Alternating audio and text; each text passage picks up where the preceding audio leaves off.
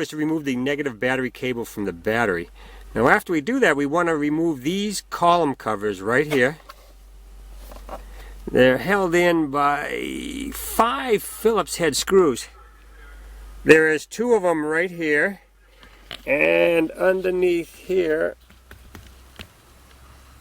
there are 2 right there. I already removed those.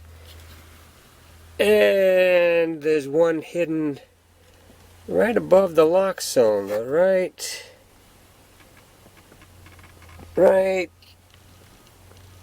there. Right there. So we're going to remove those now. Alright, here is the last screw right here.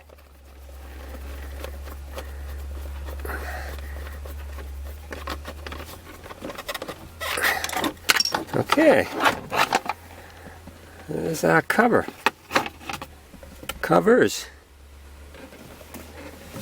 And we're looking for the release button, which is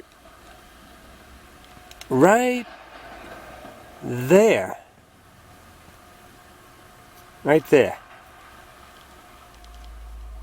And we're going to turn our ignition key to the accessory position, push in the release button, and there is the lock cylinder.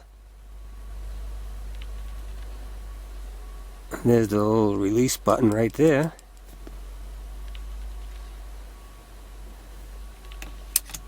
And put it back in. There it is. All back together. So that's all there is to removing a ignition lock cylinder from your Dodge Stratus.